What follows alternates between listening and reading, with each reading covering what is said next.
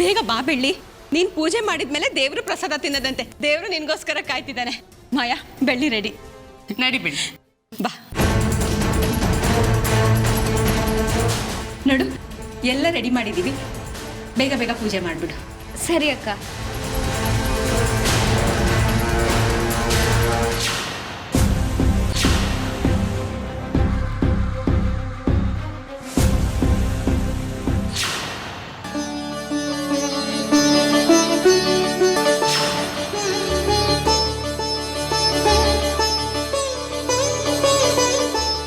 ಮಾಯಿಕ,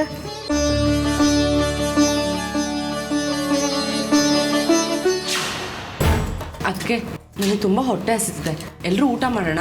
ಅಯ್ಯೋ, ಪೂಜೆ ನಡೀತಿರೋದು ಬೆಳ್ಳಿ ದೋಷ ಪರಿಹಾರ ಆಗ್ಲಿ ಅಂತ.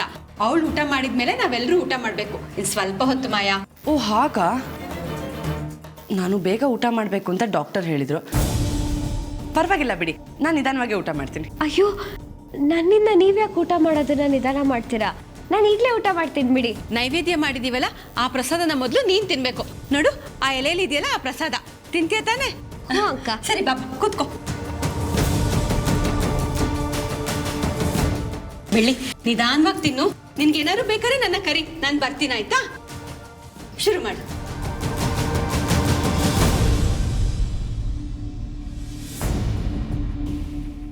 ಬೆಳ್ಳಿ, ನೀರು.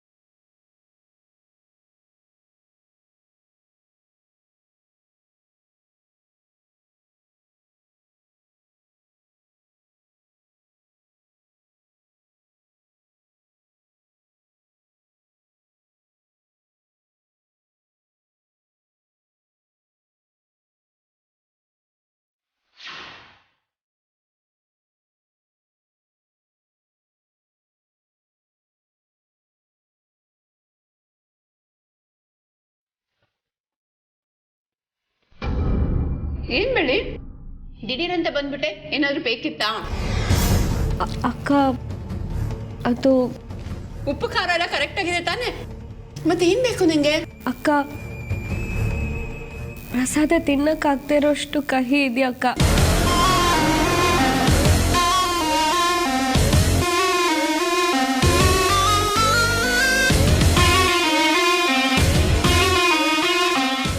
ಅಯ್ಯೋ, ಏನ್ ಬೆಳ್ಳಿ, ಏನ್ ಮಾತಾಡ್ತಿದ್ಯಾ ನೀನು? ನಿನ್ ದೋಷ ಪರಿಹಾರ ಆಗ್ಲಿ ಅಂತ ತುಂಬಾ ಶ್ರದ್ಧೆ ಭಕ್ತಿಯಿಂದ ಪ್ರಸಾದ ಮಾಡಿದೀನಿ. ನೀನ್ ನೋಡಿದ್ರೆ ಕಹಿ ಅಂತಿದ್ಯಲ್ಲ. ಆಮೇಲೆ ನಿನ್ ದೋಷ ಪರಿಹಾರ ಆಗೋ ಬದಲು ದೇವ್ರು ಶಾಪ ಕೊಟ್ಬಿಡ್ತಾನಷ್ಟೇ. ಅದಕ್ಕೆ ನನಗೆ ಗೊತ್ತಿಲ್ಲದೆ ಇರೋ ಹಾಗೆ ಬೇವಿನ ಸೊಪ್ಪು ಅಥವಾ ಹಾಗಲಕಾಯಿ ಏನಾದರೂ ಮಿಕ್ಸ್ ಮಾಡಿದ್ರಾ? ಏನ್ ಮಾಯ ಹೀಗ್ ಮಾತಾಡ್ತಿದ್ಯಾ? ನಿನಗೆ ಗೊತ್ತಿಲ್ಲದೆ ನಾನು ಯಾವ್ದಾದ್ರು ಕೆಲಸ ಮಾಡ್ತೀನಾ? ತುಂಬಾ ಎಚ್ಚರಿಕೆ ವಹಿಸಿ ಮಾಡಿರೋದು. ಬೆಳ್ಳಿ, ನೀನು 4-5 ದಿವಸದಿಂದ ಪೂಜೆ ಅಂತ ಮಡಿಲಿದ್ಯಾ ಅಲ್ವಾ? ಅದಕ್ಕೆ ನಿನ್ನ ನಾಲ್ಗೆ ರುಚಿ ಹೊಟ್ಟೋಗಿದೆ. ನಿನಗೆ ಉಪ್ಪು ಖಾರ ಏನು ಗೊತ್ತಾಗ್ತಿಲ್ಲ ಅನ್ಸುತ್ತೆ. ಕರೆಕ್ಟಾಗಿ ಹೇಳ್ದೆ ಮಾಯಾ, ನನ್ಗೂ ಅನ್ನಿಸ್ತು, ಆದ್ರೆ ನಾನು ಹೇಳಿಲ್ಲ ಅಷ್ಟೇ. ಹೋಗು ಬೆಳ್ಳಿ, ಬೇಗ ಬೇಗ ಪ್ರಸಾದ ತಿನ್ಬಿಡು.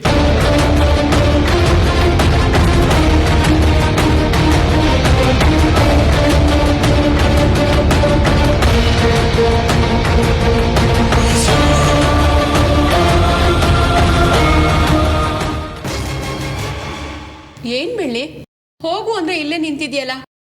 ನಿನ್ಗಿಷ್ಟ ಇಲ್ಲ ಅಂದ್ರೆ ತಿನ್ಬೇಡ, ಬಿಟ್ಬಿಡು. ಮುತ್ತಣ್ಣ ನಿನ್ಗೋಸ್ಕರ ಪಟ್ಟಿರೋ ಕಷ್ಟ ಒಂದ ಎಡ. ದಿನಾ ಬೆಳಗ್ಗೆ ಬೇಗ ಎದ್ದು ದೇವಸ್ಥಾನ ಅಲಂಕಾರ ಮಾಡಿ ಪ್ರಸಾದಕ್ಕೆ ಹೇಳಿ ಎಷ್ಟೆಲ್ಲ ದುಡ್ಡು ಖರ್ಚು ಮಾಡಿದ್ರು. ಎಲ್ಲ ದುಡ್ಡು ಒಂದೇ ಸಲ ವೇಸ್ಟ್ ಆಗ್ಬಿಡತ್ತಲ್ಲ ಅಂತ ಯೋಚನೆ ಆಗ್ತಿದೆ. ಈಗ ದೇವ್ರ ಪ್ರಸಾದನೇ ಬೇಡ ಅಂತ ತಿಪ್ಪೆಗೆ ಹಾಕ್ಬಿಟ್ರೆ ಈ ಮನೆಗೆ ಶಾಪ ತಟ್ಟಾಗೆ. ಈ ಮನೆಗೆ ಶಾಪ ತಟ್ಟಿದ್ರೆ ನಮ್ಮೆಲ್ರಿಗೂ ಶಾಪ ತಟ್ಟಾಗೆ. ಆಮೇಲೆ ಮುತ್ತಣ್ಣನ ಗತಿ, ಅವ್ರಿಗೇನಾದ್ರೂ ಅಪಾಯ ಆಗ್ಬಿಟ್ರೆ? ಅಯ್ಯೋ ಇಲ್ಲ, ಮತ್ತು ಮಾವಂಗೆ ಒಳ್ಳೇದಾಗಬೇಕು. ನಾನು ತಿಂತೀನಿ. ಅದಕ್ಕೆ ಹೇಳ್ತಿರೋದು ಬೆಳ್ಳಿ, ಹೋಗು ಆರಾಮಾಗಿ ಊಟ ಮಾಡಿ ಹೋಗು. ಹೋಗು ಬೆಳ್ಳಿ, ನೀನ್ ಇಲ್ಲೇ ನಿಂತಿದ್ರೆ ನಾವು ಊಟ ಮಾಡಕ್ಕಾಗಲ್ಲ. ಹೋಗು ಬೆಳ್ಳಿ.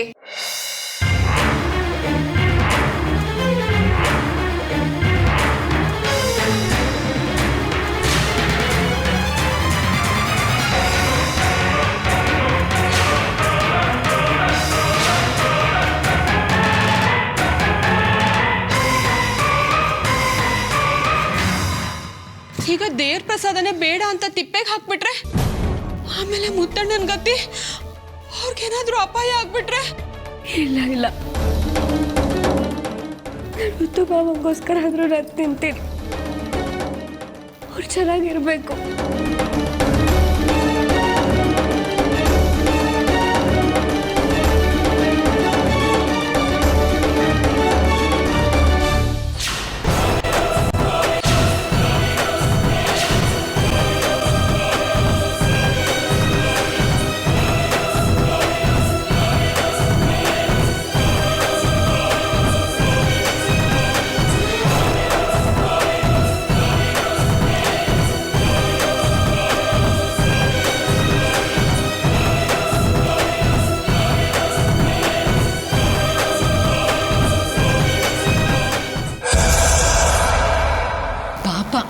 ಬೆಳ್ಳಿಗೆ ತುಂಬಾ ಕಷ್ಟ ಆಗ್ತಿರ್ಬೇಕಲ್ವಾ? ನೀವು ಇಲ್ಲೇ ಹೇಳಿದ್ರೆ ನನಗೆ ಖುಷಿ ಆಗಲ್ಲ. ಅದಕ್ಕೆ ನಾನೇ ಅಲ್ಲಿ ಹೋಗಿ ನನ್ನ ಕಣ್ಣಾರೆ ನೋಡ್ಕೊಂಡು ಬರಬೇಕು. ಒಂದು ನಿಮಿಷ ಹಿಂಗೋಗಿ ಹಂಗೆ ಬರ್ತೀನಿ.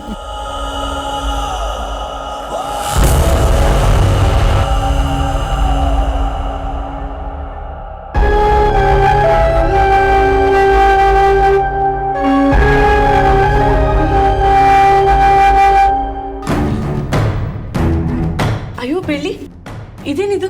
ಊಟ ಮಾಡದೆ ಹಾಗೆ ಕೂತಿದ್ಯಾ? ಅಯ್ಯೋ ಕಣ್ಣೀರು. ಓ, ನನಗೆ ಈಗ ಗೊತ್ತಾಯ್ತು. ನಾವೆಲ್ಲ ನಿನ್ಗೋಸ್ಕರ ಎಷ್ಟು ಕಷ್ಟ ಪಡ್ತಿದೀವಿ ಅಂತ ನೀನ್ ಫೀಲ್ ಆಗಿ ಕಣ್ಣೀರು ಬರ್ತಿದೆ. ಕರೆಕ್ಟ್ ತಾನೆ? ಬೆಳ್ಳಿ, ಮೊದಲು ನೀನು ಊಟ ಮಾಡು, ಇಲ್ಲಾಂದ್ರೆ ನನಗೂ ಏನೂ ಸೇರಲ್ಲ. ಪ್ಲೀಸ್ ಬೆಳ್ಳಿ.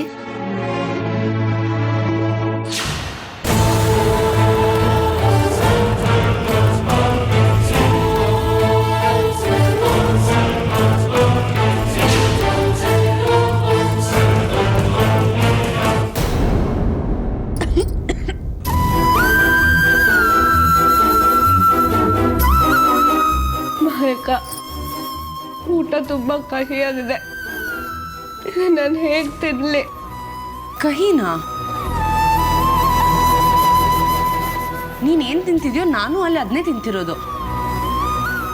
ಸರಿ, ನಾನೊಂದು ತುತ್ತಿನ ನೋಡ್ಲಾ?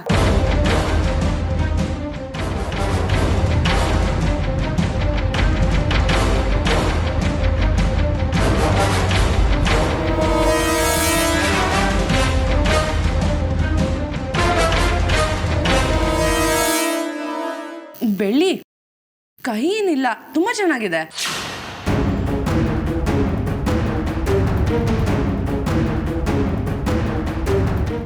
ಬೆಳ್ಳಿ, ಅಡುಗೆ ತುಂಬಾ ಚೆನ್ನಾಗಿದೆ. ಮೋಸ್ಟ್ಲಿ ನಿನಗೆ ನಾಲ್ಗೆ ಕೆಟ್ಟೋಗಿದೆ ಅನ್ಸುತ್ತೆ. ಅದನ್ನ ನಿಧಾನ ಸರಿ ಮಾಡೋಣ. ದೇವ್ರ ಪ್ರಸಾದ ಬೆಳ್ಳಿ, ತಿನ್ನು. ಇಲ್ಲ ಅಂತ ಹೇಳ್ಬಾರ್ದು. ತಿನ್ನು ತಿನ್ನು.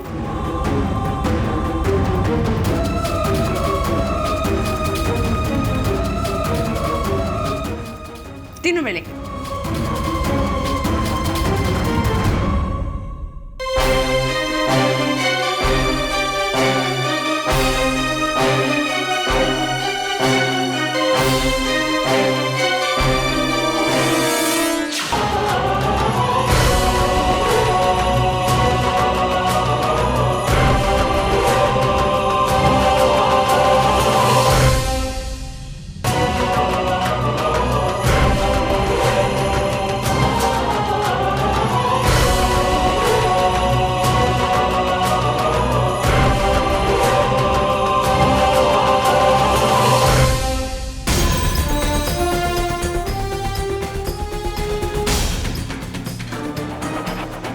ಮೃಷ್ಟಾನ್ನ ಭೋಜನ.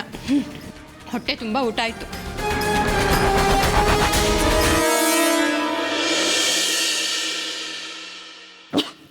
ಏನಾಯ್ತು ಮಾಯಾ? ಅದಕ್ಕೆ ನಾನೊಂದು ತುತ್ತಿಂದೆ. ಯಪ್ಪ, ಒಂದೇ ಸರಿ ಎಲ್ಲ ದೇವ್ರ ಕಣ್ಮುಂದೆ ಕಾಣಿಸ್ಬಿಟ್ರು. ಎಷ್ಟು ಕಹಿ ಅದಕ್ಕೆ. ಯಪ್ಪ,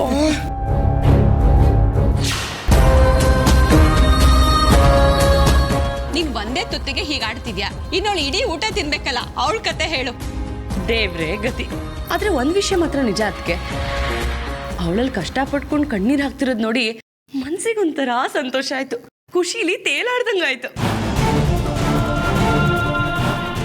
ಒಬ್ರು ಅಳೋದ್ರಿಂದ ನನಗೆ ಎಷ್ಟು ಖುಷಿ ಸಂತೋಷ ಸಿಗುತ್ತೆ ಗೊತ್ತಾ ಅದಕ್ಕೆ.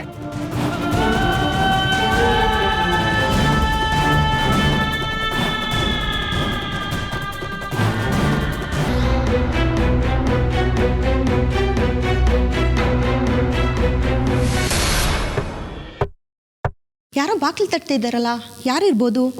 ಮುತ್ತಣ್ಣನಾ? ಯಾರೋ?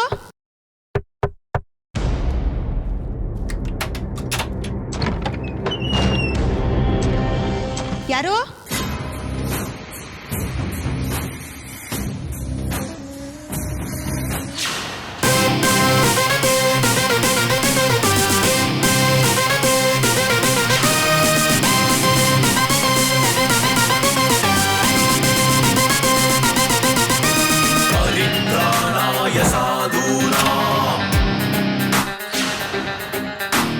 ತುಂಬಾ ಚೆನ್ನಾಗಿದೆ, ನೀವು ಒಂದ್ ಸ್ವಲ್ಪ ಹಾಕೊಳ್ಳಿ. ಅಯ್ಯೋ ಬೇಡ ಮಾಯಾ, ನಾನು ಡಯಟಲ್ಲಿ ಇದ್ದೀನಿ.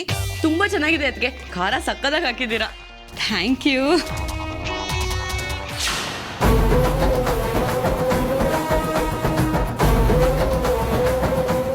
ಪಾಪ ಬೆಳ್ಳಿ, ಅಲ್ಲಿ ಅವಳು ಕಷ್ಟಪಟ್ಕೊಂಡು ಕಹಿ ಊಟ ಮಾಡ್ತಿದ್ದಾಳೆ.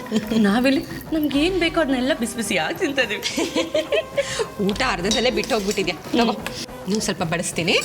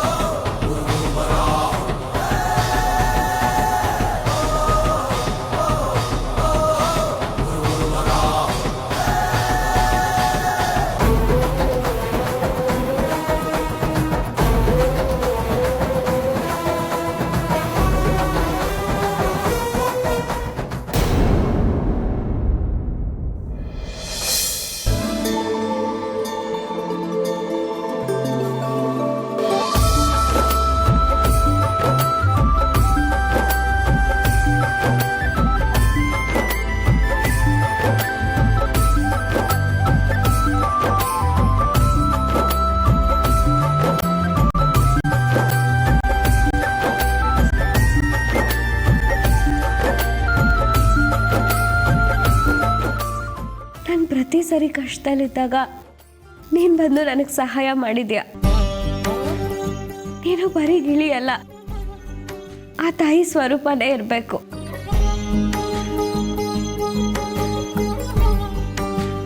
ನಾನು ಊಟ ಮಾಡದೆ ಹಠ ಮಾಡ್ತಿದ್ದಾಗ ನನಗೆ ಬೈದು ಊಟ ಮಾಡಿಸ್ತಾ ಇದ್ದಿದ್ದಿಬ್ರೆ. ಒಂದು ಅಮ್ಮ, ಇನ್ನೊಂದು ಚಿತ್ರಕ್ಕ. ನಿನಗೂ ಅವ್ರ ಹಾಗೆ ನನ್ನ ಖಾಲಿ ಹೊಟ್ಟೆಲಿರೋದು ಇಷ್ಟ ಇಲ್ಲ ಅಲ್ವಾ? ಈಗ ನಾನು ಈ ಹಣ್ಣು ತಿನ್ಲಾ?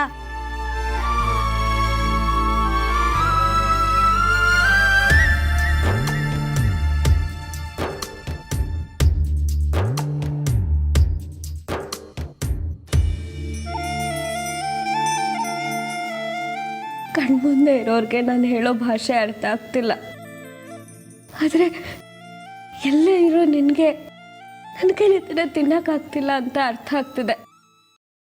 ಇದೇ ಪ್ರೀತಿ ಅನ್ನೋದು.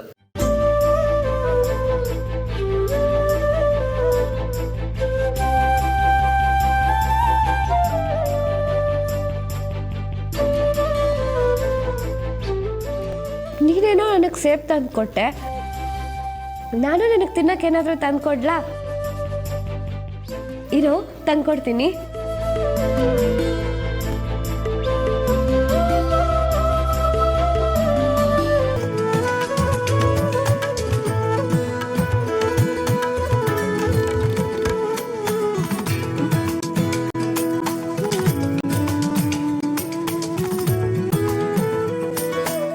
ಇದು ಕೊಡ್ತೀನಿ.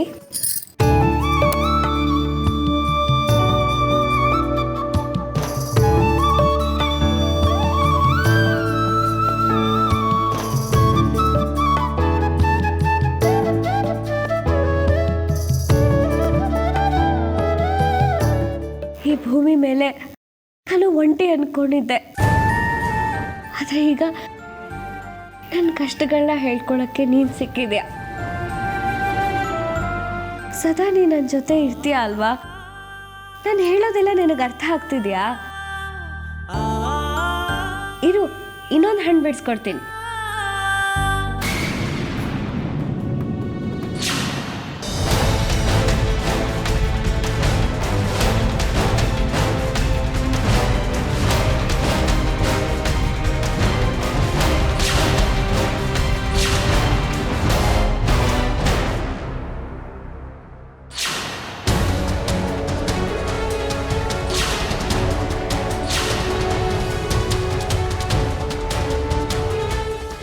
ಈ ಗಿಳಿ ಮನೆ ಒಳಗೆ ಬರಬಾರ್ದು ಅಂತ ನಾವೆಷ್ಟೆಲ್ಲ ಪ್ಲಾನ್ ಮಾಡ್ಕೊಂಡಿದ್ವಿ. ಇದೇನ್ ಮಯ?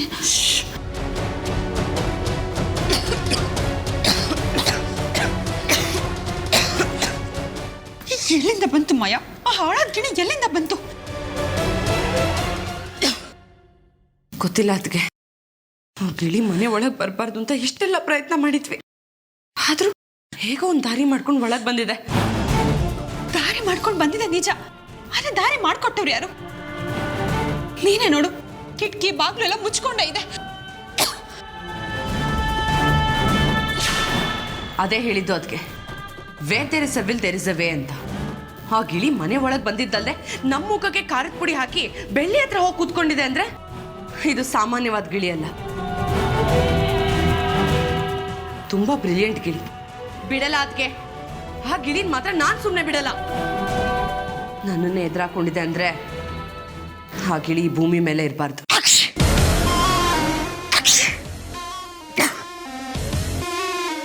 ಡಬಲ್ ಸೀನು ಮಾಯಾ, ನಿನ್ ಕೆಲ್ಸ ಆದಾಗೆ. ಅಂದ್ರೆ ಆಗತ್ತೆ, ಖಂಡಿತವಾಗ್ಲೂ ಆಗತ್ತೆ.